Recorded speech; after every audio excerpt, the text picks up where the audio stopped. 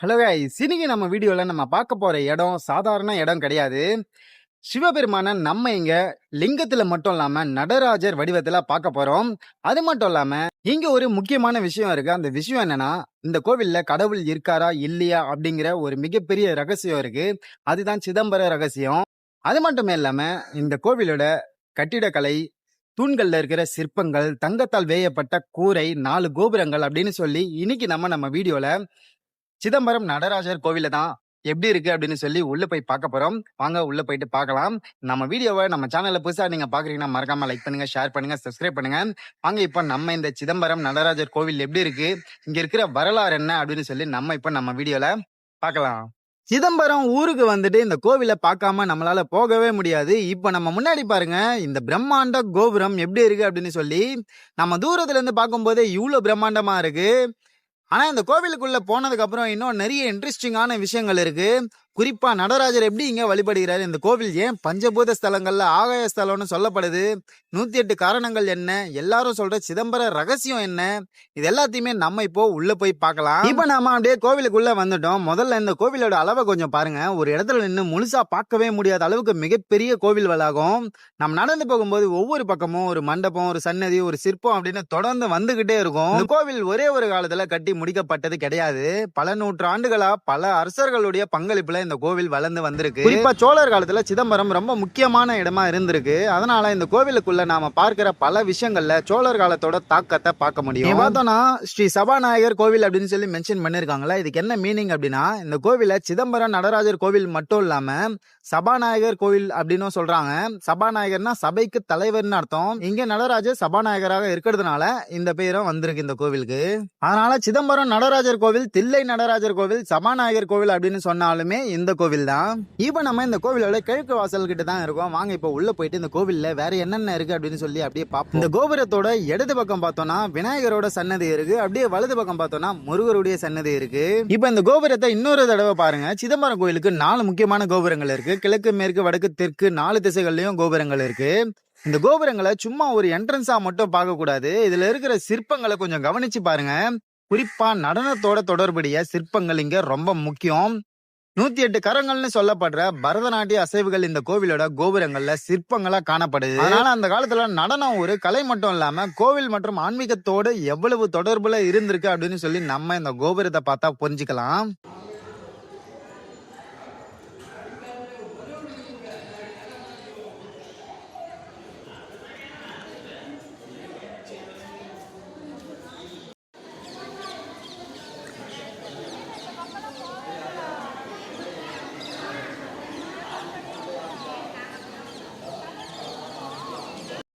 ஒரு பிரம்மாண்டமான கோபுரத்தை நம்ம இப்ப பார்த்தோம். நடராஜரோட சன்னதிக்கு பார்த்தோம்னா இதோ இந்த பக்கம் போலாம். நம்ம அதே அம்மனோட சன்னதியை பார்க்கணும் அப்படின்னு சொல்லி பார்த்தோம்னா இந்த பக்கம் போலாம். இப்ப நம்ம நடராஜரோட சன்னதியை பார்த்துட்டு அதுக்கப்புறம் அம்மனோட சன்னதி எப்படி இருக்கு அப்படின்னு சொல்லி இந்த வீடியோல நம்ம பார்க்கலாம். பார்த்தோம்னா அப்படியே உள்ள போனோம்னா நம்ம நடராஜரை தரிசனம் பண்ணலாம். ஆனா நம்மளுக்கு உள்ள வீடியோ எடுக்க அலோ பண்ணல, அதனால உள்ள வீடியோ எடுக்க முடியாது. அதை தவிர்த்து வெளியே என்னென்ன இருக்கு, இந்த கோவில் எப்படி இருக்கு அப்படின்னு சொல்லி நம்ம ஃபுல்லா ஒரு ரவுண்ட் அடிச்சு வந்துருவோம். இப்போதைக்கு நம்ம இந்த கிழக்கு கோபுரம் கிட்ட தான் இருக்கோம். ஒவ்வொரு கோபுரம் கிட்டையும் எப்படி இருக்கு அப்படின்னு சொல்லி ஒவ்வொரு கோபுரமா நம்ம போய் பார்க்கலாம். அதுக்கு முன்னாடி இங்க பார்த்தோம்னா இங்க ஒரு கிணறு இருக்கு. வாங்க இந்த கிணத்து கிட்ட போய் பார்ப்போம். இந்த கிணத்தையே திண்ணையா மாத்தி நிறைய பேர் உட்கார்ந்துருக்காங்க. இதோ இங்க பாருங்க, நடராஜ சன்னதிக்கு வெளியே பக்கத்துல இந்த கிணறு இருக்குல்ல, இதுதான் பரமானந்த கூவம்னு சொல்றாங்க. இந்த கிணற்றுல இருந்து எடுக்கிற தண்ணீரை கோவிலில் நடக்கிற பூஜை, புனித சடங்குகளுக்கு பயன்படுத்தப்பட்டதா சொல்லப்படுது. இவ்வளவு முக்கியமான இடத்துல சன்னதிக்கு இவ்வளவு பக்கத்துலயே ஒரு கிணறு இருக்கிறது ரொம்ப இன்ட்ரெஸ்டிங்கா இருக்குல்ல.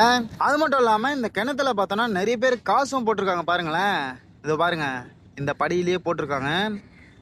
ஒருவேளை தண்ணி ஃபுல்லா இருந்திருக்கும், அந்த டைம்ல காசு போட்டதுனால அது அப்படியே அந்த படியில நின்று இருக்கு. இந்த கிழக்கு கோபுரத்துல இங்க ஒரு சிற்பம் இருக்கு பாருங்க. இந்த சிற்பத்துக்கு என்ன மீனிங் அப்படின்னு கேட்டீங்கன்னா, மகிஷாசுரன் அப்படிங்கிற அசுரன் எரும மாடு வடிவத்துல வந்த போது அவனோட தலையை செதுக்கி அதுக்கு மேல ரொம்ப உக்கிரமா உட்கார்ந்துருக்காங்க துர்காதேவி.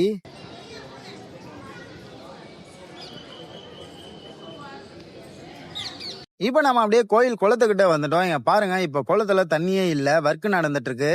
அதனால இப்ப இந்த குளம் எப்படி இருக்கு அப்படின்னு சொல்லி நம்மளால நேர்ல பார்க்க முடியுது. இந்த குளம் சிதம்பரம் கோவில் வளாகத்துல இருக்கிற முக்கியமான திருத்தங்கள்ல ஒன்று. இந்த வேலை முடிஞ்சதுன்னா தண்ணி வந்ததும் இந்த இடம் எப்படி இருக்கும் அப்படின்னு சொல்லி யோசிச்சு பாருங்க. இப்பவே பாக்குறதுக்கு ரொம்ப அழகா இருக்கு. குளமும் குளத்தை சுத்தி இருக்கிற தூண்களும் பாக்குறதுக்கு அவ்வளவு அழகா இருக்கு. அது மட்டும் இல்லாம இந்த குளத்துல இருந்து அப்படியே அந்த கோபுரத்தை பாக்குற அந்த வியூ வேற லெவல்ல இருக்கு. நம்ம சிவபெருமான நடராஜர் வடிவத்துல ஆனந்தம் தாண்டவம் ஆடுறத இந்த கோவில்ல மட்டும் தான் பார்க்க முடியும். சிவபெருமான நார்மலா நம்ம எல்லா கோவில்லையும் பார்த்தோம்னா லிங்க வடிவத்துல மட்டும் தான் இருப்பாரு. ஆனா இந்த கோவில்ல மட்டும்தான் நடராஜர் வடிவத்துல இருக்காரு. இதுவே இந்த கோவிலுக்கு ஒரு தனி சிறப்பு. இப்போ இந்த கோவில் பார்த்தீங்கன்னா ஒரு முக்கியமான விஷயத்த பத்தி நம்ம பேசுவோம். சிதம்பரம் பஞ்சபூத ஸ்தலங்கள்ல ஆகாய ஸ்தலம் அப்படின்னு சொல்லப்படுது. பஞ்சபூத ஸ்தலம்னா நீர், நிலம், நெருப்பு, காற்று, ஆகாயம். இந்த 5 தத்துவங்களுக்கும் தொடர்புடைய சிவத்தலங்கள் இருக்கு. அதுல ஆகாயத்துக்கான ஸ்தலம் தான் இந்த சிதம்பரம். ஆகாயத்துக்கு ஒரு குறிப்பிட்ட உருவம் கிடையாதுல்ல, அதனால இங்க உருவமற்ற தன்மை ஒரு முக்கியமான கருத்தா பார்க்கப்படுது. இதுதான் சிதம்பரத்தோட ஆன்மீக முக்கியத்துவத்துல ஒரு முக்கியமான பகுதியா இருக்கு. சரி, எல்லாருமே சிதம்பர ரகசியம் ரகசியம் அப்படின்னு சொல்லுவாங்களா, என்ன ரகசியம் அப்படின்னு சொல்லி இப்ப பாப்போமா? இது நாம நேர்ல காட்ட முடியாது, ஏன்னா கோவிலுக்குள்ள வீடியோ எடுக்க அனுமதி இல்ல. ஆனா சிம்பிளா சொன்னா நடராஜ சந்நிதியில இருக்கிற திரைக்கு பின்னாடி ஒரு உருவம் இல்லாத இடம் இருக்கு. இததான் சிதம்பர ரகசியத்தோட முக்கியமான கருத்தா சொல்றாங்க. அதாவது கடவுள் ஒரு உருவத்துல மட்டும் இல்ல, உருவம் இல்லாத ஆகாய வடிவத்திலும் இருக்கிறாருன்னு சொல்ற ஒரு தத்துவம். அதனாலதான் சிதம்பரத்தை பஞ்சபூத ஸ்தலங்கள்ல ஆகாய ஸ்தலம்னு சொல்றாங்க. இந்த விஷயத்த நாம நேர்ல பார்க்க முடியலனாலும் இதுதான் சிதம்பரம் கோவிலோட ரொம்ப இன்ட்ரெஸ்டிங்கான விஷயங்கள்ல ஒண்ணு. இதுதான் சிதம்பரம் ரகசியம் அப்படின்னு சொல்லி நம்ம எல்லாருமே சொல்லிட்டு இருக்கோம். இந்த கோவில்ல 4 பக்கம் 4 கோபுரங்கள் இருக்கு. ஆனா இந்த 4 கோபுரங்களும் பார்க்கறதுக்கு ஒரே மாதிரி இருக்கும். ஆனா நம்ம ஒவ்வொன்னா கிட்ட போய் பார்த்தோம்னா வேறுபாடுகள் நிறைய இருக்கும். நீங்க பாருங்க, இந்த செவுத்திலேயே கல்வெட்டுகளை அப்படியே செதுக்கி வச்சிருக்காங்க. அந்த காலத்துல கோவில் தொடர்பான முக்கியமான விஷயங்களை கல்லிலேயே பதிவு பண்ணி வச்சிருக்காங்க. அரசர்கள் கொடுத்த தானங்கள், நிலங்கள், கோவில் நிர்வாகம், வழிபாடுகள் மாதிரியான பல தகவல்களை இந்த கல்வெட்டுகள் மூலமா நாம தெரிஞ்சுக்க முடியும். அதனால இது வெறும் பழைய எழுத்துக்கள் கிடையாது. அந்த காலத்துல இந்த கோவில் எப்படி இருந்துச்சு, யார் பங்களிப்பு பண்ணாங்கன்னு தெரிஞ்சுக்கிறதுக்கு ஒரு முக்கியமான வரலாற்று ஆதாரம் இந்த கல்வெட்டுகள் தான். நாம இப்போ இதை பார்த்துட்டு போயிடலாம். ஆனா இதுக்குள்ள பல 100 வருஷத்துக்கு முன்னாடி நடந்த விஷயங்கள் பதிவு செய்யப்பட்டிருக்கு. அதான் இந்த கல்வெட்டுகளோட முக்கியமான முக்கியத்துவம். இந்த கோவில்ல இருக்கிற 4 கோபுரங்களையும் இந்த மாதிரி சில முக்கியமான சிற்பங்களை அப்படியே ஸ்பெஷலா வடிவமைச்சிருக்காங்க. இதுல பார்த்தோம்னா இப்ப நம்ம பாக்குறது நம்ம முருகபெருமான் கையில வேலை பிடிச்சுக்கிட்டு கெத்தா கம்பீரமா நிக்கிற அந்த தோரணைய தனி அழகுதான். அடுத்தது இப்ப நம்ம இந்த கோவில்ல ஒரு முக்கியமான இடத்த தான் பார்க்க வந்திருக்கோம். இங்க பாருங்க, 4 கோபுரங்களையும் இந்த ஒரே இடத்துல நின்று பார்க்கலாம். இதை பாருங்க, 4 கோபுரங்களையும் ஒரே இடத்தில் தரிசிக்கும் இடம். இந்த இடத்த இதுக்கு முன்னாடி நீங்க பாத்திருக்கீங்களா இல்லையா அப்படிங்கறத மறக்காம கமெண்ட்ல சொல்லுங்க. இந்த தூண் இருக்குல்ல, இந்த தூணுக்கு பக்கத்துல நின்று பார்த்தோம்னா சுத்தி இருக்கிற 4 கோபுரங்களும் நம்ம கண்ணுக்கு தெரியும். இந்த ஒரே இடத்துல நின்று 4 கோபுரங்களையும் நம்ம தரிசனம் பண்ணிக்கலாம். அடுத்ததா இப்ப நம்ம சிவகாமி அம்மனோட சன்னதியை பார்க்க வந்துட்டோம். வாங்க உள்ள எப்படி இருக்கு அப்படின்னு சொல்லி பார்க்கலாம். சன்னதிக்குள்ள வீடியோ எடுக்க முடியல. அப்படியே சன்னதிக்கு பக்கத்திலேயே பார்த்தோம்னா இந்த ஒரு இடம் இருக்கு. ஆனா இந்த ஒரு இடத்துக்கு யாருமே வரமாட்டாங்க, நம்ம மட்டும் தான் வந்திருக்கோம். இந்த ஒரு இடத்த யாருமே பார்க்கல. நீங்க பாருங்க, இந்த இடம் எவ்வளவு பிரம்மாண்டமா அமைச்சிருக்காங்க அப்படின்னு சொல்லி. அந்த சன்னதி சுத்தி அப்படியே இந்த இடம் இருக்கு. நீங்க இந்த கோவிலுக்கு வந்தீங்கன்னா இந்த இடத்த மிஸ் பண்ணாம பாருங்க. இவ்வளவு அழகான இடத்த யாருமே விசிட் பண்ணாம அப்படியே போயிடுறாங்க. சன்னதியை மட்டும் பார்த்துட்டு அப்படியே போயிடுறாங்க. நீங்க பாருங்க, எப்பேற்பட்ட சிலைகளை எப்படி செதுக்கி வச்சிருக்காங்க அப்படின்னு சொல்லி. வேற லெவல்ல இருக்கு இந்த இடத்த பார்க்கறதுக்கே.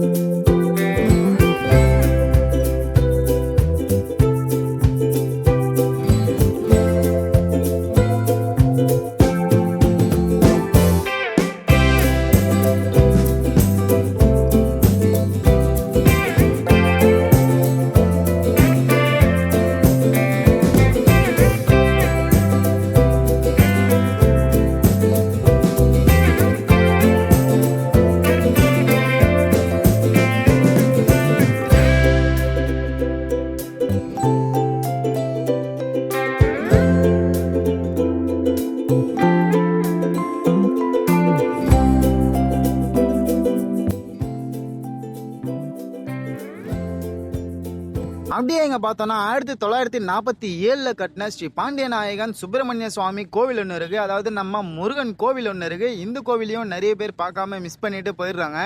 நீங்க வந்தீங்கன்னா கண்டிப்பா இந்த கோவிலையும் விசிட் பண்ணுங்க. இந்த கோவிலோட சந்நிதியில நடராஜர் பார்த்தோம்னா இந்த வடிவத்தில் தான் இருப்பாரு. நம்ம இவ்வளோ நேரம் வெளியே மட்டும்தான் பார்த்தோம், ஆனால் உள்ளே தான் பிரம்மாண்டமே இருக்கு. அந்த பிரம்மாண்டத்தை தான் என்னால் உங்களுக்கு வீடியோ எடுத்து காட்ட முடியல. நீங்கள் டைரெக்டாக வந்து விசிட் பண்ணும்போது பாருங்க, வேற லெவல்ல இருக்கும். ஒவ்வொரு தூணும் ஒரு கதையை சொல்லும். அந்த தூண்கள்ல இருக்கிற சிற்பங்களை பார்க்கும்போது நம்மளையே நம்ம மறந்துடுவோம். அந்த அளவுக்கு வேற லெவல்ல செதுக்கி வச்சிருப்பாங்க. இப்போ நம்ம இங்க நடந்து போறோம் பாருங்க. இந்த கோவில் வெறும் சாமி தரிசனம் பண்ணிட்டு போற இடமா மட்டும் தெரியல. எங்க பார்த்தாலும் சிற்பங்கள், பழைய கட்டிட அமைப்பு, மண்டபங்கள், கல்வெட்டுகள், ஒவ்வொரு இடத்தையும் கொஞ்சம் நிதானமா பார்த்தா ஒரு வரலாறு கிடைக்குது. அதனால சிதம்பரம் வரும்போது அவசரமா சுத்திட்டு போகாம கொஞ்சம் நேரம் எடுத்துக்கிட்டு இந்த ஆர்கிடெக்சரை ஃபுல்லா பாருங்க.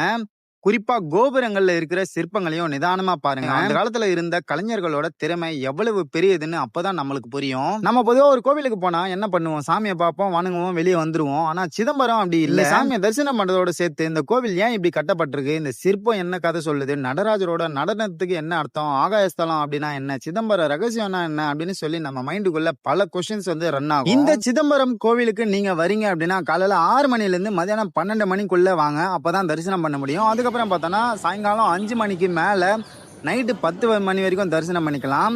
ஆனால் மதியம் நேரம் மட்டும் வராதிங்க. ஏன்னா மதிய டைமில் வந்தீங்கன்னா கோவில் க்ளோஸ் பண்ணியிருப்பாங்க. ஃபெஸ்டிவல் ஸ்பெஷல் பூஜா நாட்களில் டைம் வந்து வேறையா இருக்கும். அப்போ நீங்கள் செக் பண்ணிக்கிட்டு விசிட் பண்ணுங்க.